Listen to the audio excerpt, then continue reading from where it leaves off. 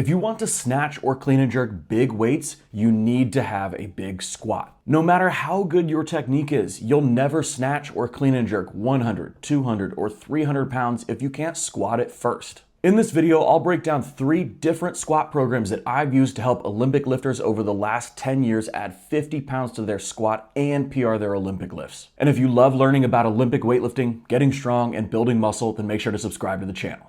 Now, when it comes to programming squats for Olympic weightlifting, there's 2 approaches we can take. We can either train to prepare and test a new 1 rep max for the squat, or we can use the squat to build strength for the Olympic lifts without testing it. Both have their benefits and weak points. On the one hand, peaking for a new 1 rep max in the squat and testing it means that we're much more likely to hit a new PR. But it also means that we'll need to pull back our focus on the Olympic lifts in that period where we're peaking the squat. Choosing to not peak the squat means that you'll be able to be more focused on your Olympic lifts. You can use the squat as a tool to build a stronger back and legs, which will help you PR your snatch and clean and jerk. The first squat program we're going to cover is 12 weeks long, and it's designed to peak you for a new 1 rep max back squat and front squat at the end of the 12 weeks. We'll be squatting 2 times a week.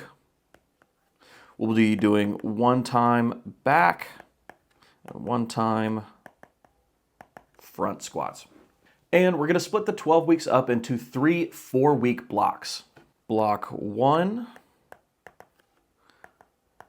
will be focused on hypertrophy, where we're trying to build as much muscle as possible.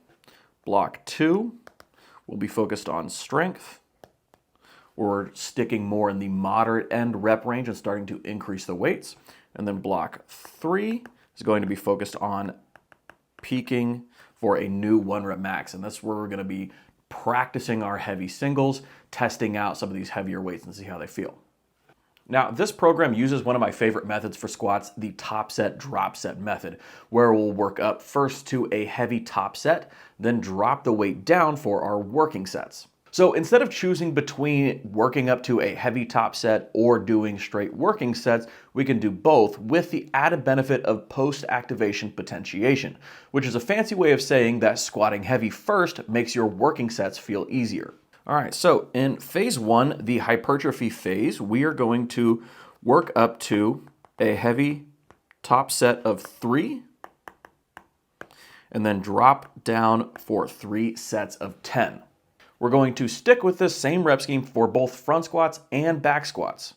So on week 1, that first set of 3 should be fairly easy. If we're using RPE, it should be around a 7 to 7.5, or somewhere between 73 and 78% of your 1 rep max. This should feel like you didn't really go all that heavy. Maybe that means that you could do another rep or 2, or it could mean that you could easily add about 15 to 30 pounds. But it's important, especially in week 1, that you leave room in the tank to be able to add weight every week for at least the next 3 weeks without any change in rep scheme. The first week should not be that hard at all. You want to leave room to build momentum. Now, once you've done your heavy set of 3, then we'll go ahead and drop it down to about 50 to 55% of your 1 rep max for 3 sets of 10. And one thing that I like to do when I'm having weightlifters do this program for the first time is I like to have them do tempo squats or slow squats, not necessarily a traditional 4-second count, but making sure that we're not getting a bounce out of the bottom on those sets of 10 for this 4-week phase. That's an optional thing. It's just something I've had lifters do and seen a lot of benefit from. Then from weeks 1 through 4, we'll try and add about 10 pounds to both your top set and your drop set, which means that on week 4, you should be at somewhere around 80% for your top set of 3 and somewhere around 60% for your 3 sets of 10. Now, I love this first phase of training for a lot of reasons. Lots of weightlifters have tons of experience with heavy squats. Sets of 1 to 5 are kind of the bread and butter for weightlifters. But I found a ton of benefit in higher rep squats, especially when it comes to building muscle. And if you've never done them before, then it's a low-hanging fruit for you to get some easy gains. Now, in the second phase, the strength phase, we are going to be switching up the rep scheme, but generally keeping the same premise. We're going to build up to a heavy set of 2 and then drop down for 3 sets of 6 for both the back squat and the front squat. Now, this first week is certainly a nice change up from the sets of 10. There's never been an easier set of 6 than the first week after your sets of 10 are done. On week 5, your top set of 2 should be around an RPE of 7 or 8, or somewhere between 83 and 88%. But I found for most people, it's better to stick on the low end of these percentages here. This weight should feel like a weight that you could probably do another rep at, or something that you can add an extra 10 to 25 pounds onto for a double. Then once you've hit your set of 2, we'll drop down to about 60 to 65% for 3 sets of 6. And just like in the first training block, we'll stick with this rep scheme for 4 weeks and aim to increase both your top set and drop sets by about 10 pounds each week, which means that on week 8 or week 4 of this training block, you should be doing somewhere around 86 to 89% for your top set and somewhere around 67 to 70% for your drop sets of 6. Now, by the end of this phase, your legs should be feeling incredibly strong, and you're probably feeling excited to test your new PR, which is the focus of the next final 4-week training block. In the final phase of the 12-week squat program, the peak block will again change the rep scheme while trying to add weight each week. You'll work up to a heavy single and then drop down for either 3 sets of 3 or 4 sets of 4, and I'll get into that in a minute. On week 9, your top single should be about an RPE 8 or 9, somewhere between 90 to 95% of your 1 rep max. This should feel like you could add anywhere from 5 to 25 pounds, but not like you could do another rep. Then, once you hit your top set, we'll drop down to anywhere from 70 to 75% for 3 sets of 3 or 4 sets of 4. Now, this option is actually kind of a newer thing that I've modified into the training program for people who either respond well to volume or weight. So if you're a lifter who seems like you can do an unreasonable amount of reps at a high percentage of your 1 rep max, then you probably want to stick with 4 sets of 4. If you're somebody who really struggles with reps but are great at heavy singles, then you probably want to stick with 3 sets of 3. And just like the rest of the training program, we're going to aim to add 10 pounds to weeks 2, 3, and 4 until we finish it out. But unlike the previous 2 phases, there's a few different ways to approach this. So let's say that you've never followed a training program before. You're highly likely to be able to hit a PR on week 9 or week 1 of this training block. Now, you could go with something conservative and only hit a 5-pound PR while leaving plenty of weight in the tank so that you can add weight each week. Now, this approach might help you achieve a higher PR than what you could hit just going big on week 1 and potentially not being able to add weight on the final 3 weeks. But if you are feeling great and you want to go for a new PR on week 9, then go for it. You may be able to hit a 10, 20, or 30 pound PR, but if you do this, just know that you may be ending the training program there, and that's okay. I've absolutely done this, and I've had athletes do this where they hit a big old PR in week 9. We try to go in on week 10 and see if we can push it a little bit more, and it's just not going up. And if that's the case, end the program there. It was a success. But if you're somebody who's a little bit more experienced of a weightlifter, it may take you more time to build momentum and feel out these heavy singles. So maybe you stick with your percentage on week 1, and then we go up by 10 pounds each week so that on week 4, you can finally hit a true max out because you're accustomed to heavy singles on weeks 2 and 3 here. And at any point in between weeks 1 through 4 of the final training block, if you hit a big old PR and you are feeling beat down afterwards, you can call the program there. The whole goal of this was to just build a new 1 rep max. And if you do that, then you accomplish the goal. Now, how can you fit this 2-day-a-week squat program around your weightlifting training? I like to use the weightlifting split that I believe was first developed by my coach, Glenn Penley, that I've since made some small modifications to. Here's what it looks like. Day 1 is our highest volume, lightest day of Olympic lifts. I usually aim for anywhere between 15 to 25 reps between 65 and 85%. An example of this might be 5 sets of 3 in the snatch, followed by 5 sets of 3 in the clean and jerk, followed by 3 to 5 sets of 2 to 5 reps of snatch or clean pulls, and 1 accessory exercise for the core, upper body, and lower body. Day 2 is what I call the skills and strength day. We're largely focused on strength, but I like to start the session off with a lighter Olympic lift variation or drill to help work on your technique and keep the frequency of Olympic lifts high. An example of this might be something like a tall snatch for 3 to 5 sets of 3 to 5 reps before moving into the squats for the day, where we'll do the back squat portion of the workout. And let's say that we're in phase 1, so we'll do our 1x3 and 3x10. And then I'll also do an upper body strength exercise. Usually if I'm doing back squats, I'm going to do push press on the same day. And a lot of the time you can use the exact same rep scheme for the push press or for the strict press as you use for your squats. So we'll do that in this case to keep it simple. Now, one of the cool parts about having this tall snatch in before the back squat and push press is that it's not overly fatiguing. So you're still able to get some high value technique work in the Olympic lifts, and you basically get a warm up before you go into your squats. And then once we finish up with our back squats and push presses, I usually will do one upper body, lower body, and core accessory exercise in here for about 3 sets of 10 to 15 reps for each. Now, day 3 is a bit of a recovery day. Usually the fatigue is pretty high from the previous day of squatting, especially if you're in that first phase of training. And that's okay, because we're mostly just going to do some light to moderate power snatch and power clean. Usually sets of 1 to 3 reps or some power complex like a hip power clean followed by a hang power clean. And this day usually will be anywhere from 5 to 10% heavier than day 1's workout, and we'll finish the day with some accessory work for the core, lower body, and upper body. Day 4 is a much needed rest day, and day 5 is going to be our heaviest Olympic lifting day of the week. Day 5 of our Olympic weightlifting split is our heaviest day of Olympic lifts, where we're going to build up to a heavy top set of 1 to 3 reps for both the snatch and clean and jerk, or some variation that we're using as an anchor lift for the cycle. So let's say that we're doing a heavy snatch for a heavy set of 3 because we were doing triples on our volume earlier in the week. Makes sense that we would probably want to work up to a heavy triple on our heavy day. We'll go ahead and do the same thing on clean and jerk.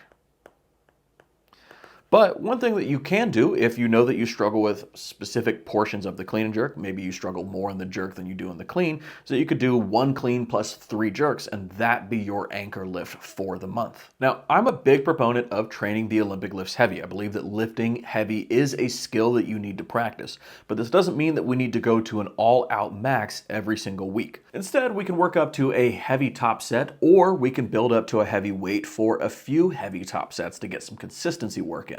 Either way, we are trying to push the limits and see where our technique breaks down a little bit on our heavy work so that we can work on that back in our day 1 workout the following week. After our snatch and clean and jerk, we'll finish it out with whichever version of the pull we did not do already this week for 3 to 5 sets of 2 to 5 reps, anywhere from 85 to 115% of your 1 rep max clean. And then, of course, we're going to finish it out with some accessory work for the upper body, lower body, and core. And I guess now is a good time to tell you that if you need accessory work and you're not sure what to do, then you could check out my free Accessories 101 guide, where I break down how I choose accessory work, how much to include in your training program, and what my favorite exercises are. You guys can check that out in the link in the description below. Day 6 of our Olympic weightlifting split is our second skills and strength day of the week and our second day of squats, this time focused on front squats.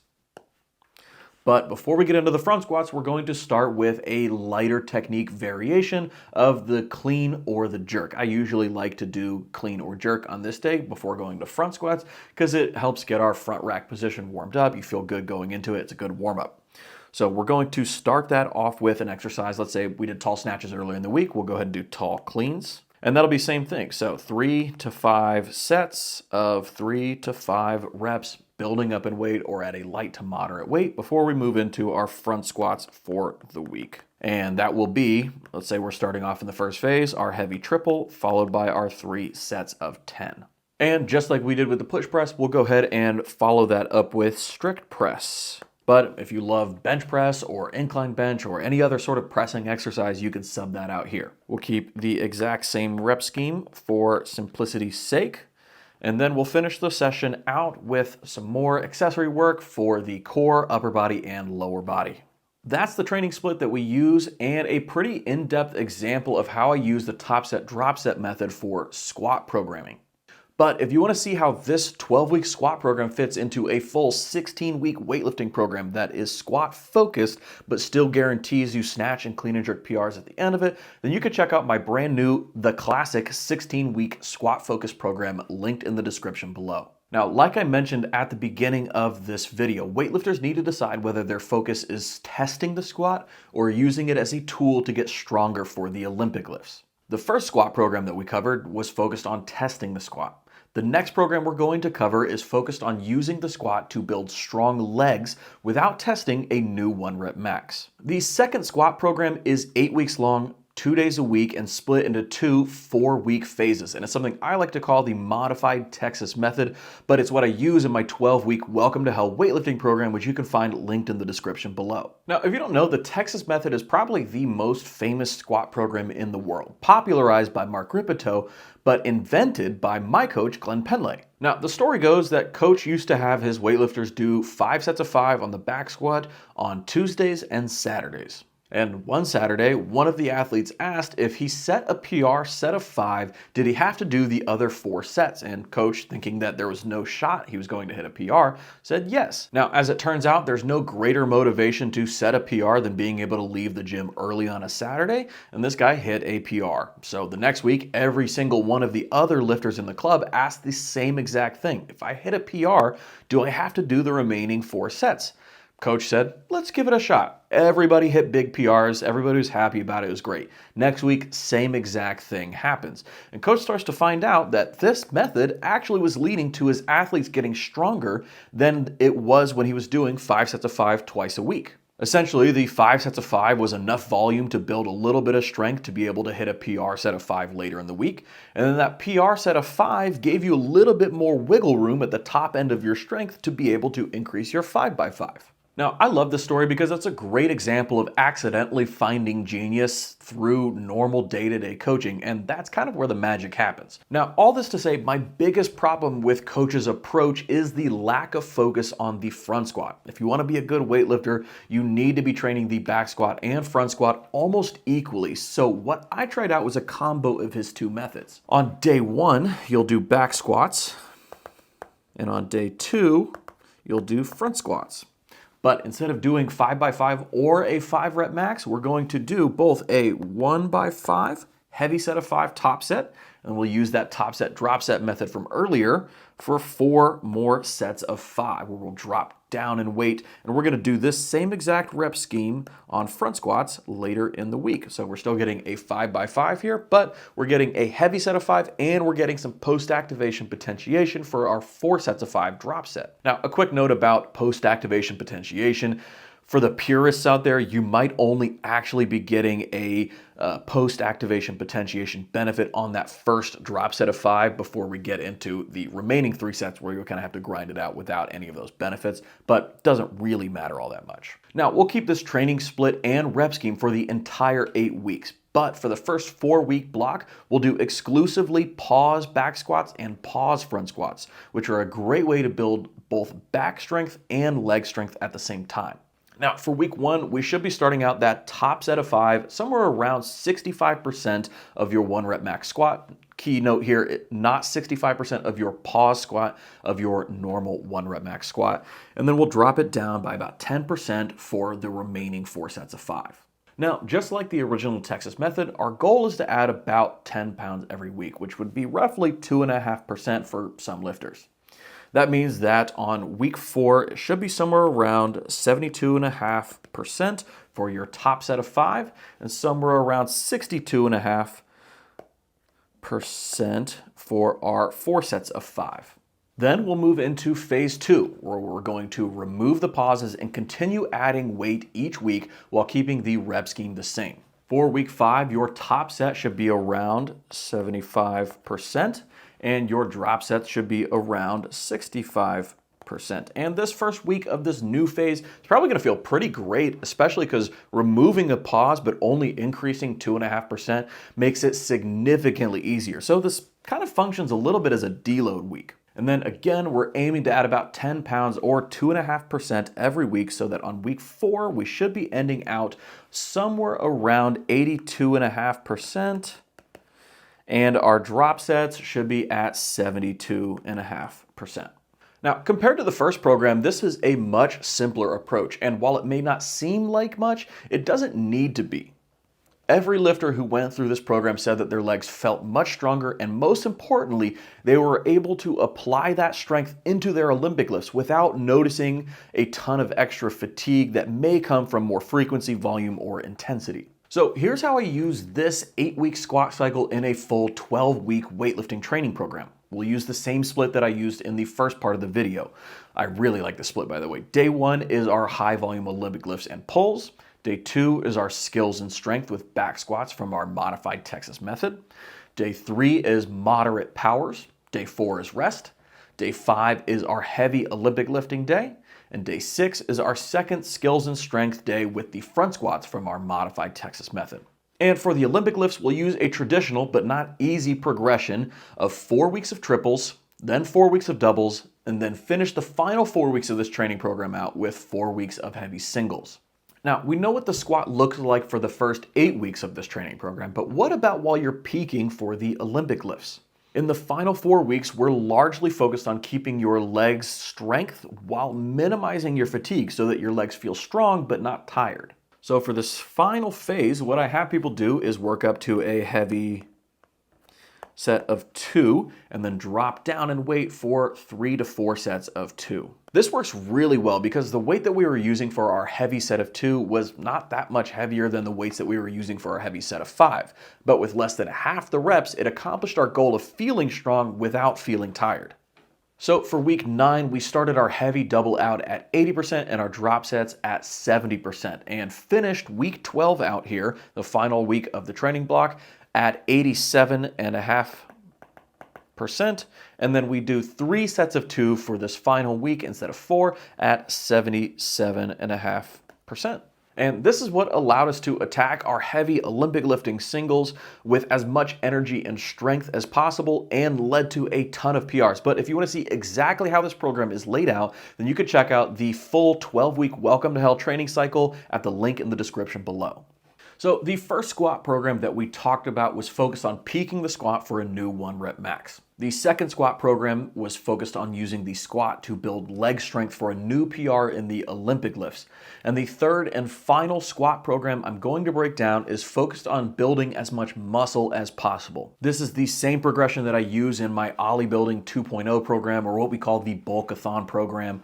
And it is one of the best programs that I've ever written. It's one of my favorite ones. This program is 8 weeks long, split into 2 4-week training blocks with 2 days a week of squatting. 1 day will be focused on back squats and 1 day focused on front squats. And we'll use the top set, drop set method that we've used in each of the 2 programs that we've talked about so far.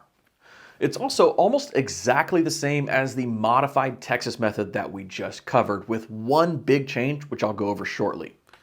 For weeks 1 through 4, we'll focus on the pause back squat and pause front squat. You'll work up to a heavy set of 5 around 70%. Then we're going to drop down for 2 sets of 5 at 60%. And we'll drop down one more time to 55% for an AMRAP set. AMRAP stands for as many reps as possible, and AMRAP sets, especially on squats, are tough. One of the biggest reasons I love AMRAP sets is it gets people to push themselves more than they otherwise would. If you want to build more muscle, you need to be training in the 5 to 30 rep range with a weight heavy enough that it takes you to or near failure in that set. This means that if 2 people are using the exact same percentage, they could theoretically need 2 very different amounts of reps to build any amount of muscle. Making it an AMRAP set effectively levels the board and ensures that every single person who does this will build muscle from this workout. Now, there's a caveat to this. Each week I tell athletes that if they get 12 reps or more, then next week they need to go up in weight. Some athletes are simply just freaks of nature who can rep out lifts like crazy. One of the people who tested this program out hit 37 reps on week 1. This is absolutely nuts and should probably be impossible, but these guidelines are a great way to make sure that people still get strength and hypertrophy benefits and don't end up just getting cardiovascular training. We'll stick with this rep scheme and increase the weight each week, and on week 4, that means that we should be ending at somewhere around 82.5% for our top set 72.5% for our drop sets, and between 60 and 70% for your AMRAP sets. Then for the second 4-week block, we'll keep the exact same rep scheme and drop the pauses so that we can continue to add weight to the bar each week. Week 5, our heavy set should be somewhere around 80%, our drop sets somewhere around 70%, and our AMRAP sets somewhere around 60%. And this is a little bit lighter than we finished off on the previous phase so that we can get a little bit of a deload here because the AMRAP sets do make a big difference in our recovery. And we're going to try and aim to add about 10 pounds every week or 2.5% every week, which means that week 8 of the program, we should end at somewhere around 87.5% for our top set, somewhere around 77.5% for our drop sets of 5, and then somewhere around 70 to 75% for our AMRAP set. Now, here's how I played out this 8-week squat program into a full weightlifting program focused on building as much muscle as possible. Because our goal on this training program is gaining muscle, we're going to put a little bit less emphasis on the Olympic lifts and more on accessories that will build muscle better. This means that we're going to use a different training split than we've used in the previous 2 programs, and that will have less frequency of each of the lifts, but only slightly so. Here's the Olympic weightlifting training split that I use to help athletes build as much muscle as possible. Day 1 will be our snatch and push day. Right now we're using a snatch primer to work on technique like the snatch plus low hang snatch for 4 sets before moving into 6 sets of doubles between 70 and 75%. Following the snatch work, we'll move into pause bench press using the same rep scheme as we're using for the squats for this cycle. 1 heavy set of 5, 2 drop sets of 5, and then 1 AMRAP set. We'll then finish the workout with 3 sets of dumbbell bench, dumbbell chest flies, and dumbbell skull crushers, each with a slow eccentric and taken to failure between 6 and 15 reps. That is our day 1 snatch and push workout. Day 2 will be our clean and jerk and leg day. Our primer for the day will be our clean plus low hang clean plus jerk complex for 4 sets as we build up to 70%, and then we'll do 6 sets of clean and jerk doubles at 70 to 75%.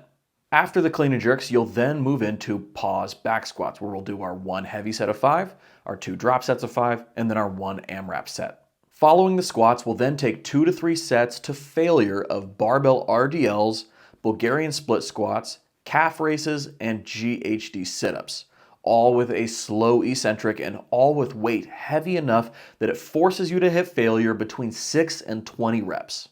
Day 3 is our power and back day. We'll do a few sets of power snatch and power cleans using a complex of a hip power followed by a low hang power for 5 sets at 70%. After that, we'll move into a full back workout with dumbbell pullovers, dumbbell rows, dumbbell shrugs, and GHD hip extensions. Each of these for 3 sets with a slow eccentric with weight heavy enough to force you to hit failure between 6 and 15 reps. Day 4 is a rest day, and let me tell you, you'll need it. Day 5 is our heavy snatch and second leg day. Our focus for this month is the low hang snatch, so we'll warm up with a primer of a low hang snatch plus an overhead squat complex to get the bottom of the overhead squat feeling strong before moving into just low hang snatches up to a heavy single. Once we finish up the snatch portion, we'll then do our second squat workout focused on pause front squats with the same rep scheme of 1 heavy set of 5, 2 drop sets of 5, and 1 AMRAP set before moving into the accessory work, which is 3 sets of box step-ups, dumbbell RDLs, and hanging leg raises for 3 sets, all with a slow eccentric and weight heavy enough to hit failure between 6 and 15 reps. Day 6 is our heavy jerk and second push day. Our focus this month is the jerk from the rack. So we'll warm up with a primer of a push press plus a split jerk complex to help work on leg drive before building up to a heavy single on the jerk. Once you've finished up with the jerk, you'll then move on to strict presses with the same exact rep scheme that we're using for our squats on this training cycle. 1 heavy set of 5, 2 drop sets of 5, and 1 AMRAP set. Making sure to pause all of the reps on the shoulders. Following these shoulder presses, then we'll do our accessory exercises: dumbbell shoulder press, side delt raises, incline curls, incline skull crushers, and dead stop Russian twists. Each for 3 sets with a slow eccentric and weight heavy enough to force you to hit failure between 6 and 20 reps. That's what a week of training looks like with our final squat program. But if you want to get the full 8-week OlyBuilding 2.0 or the Bulkathon training program, you can find that linked down in the description below. Hopefully you found this video helpful, and if so, make sure to subscribe to the channel for more videos on Olympic weightlifting, getting strong, and building muscle. We'll catch you guys on the next one. Bye.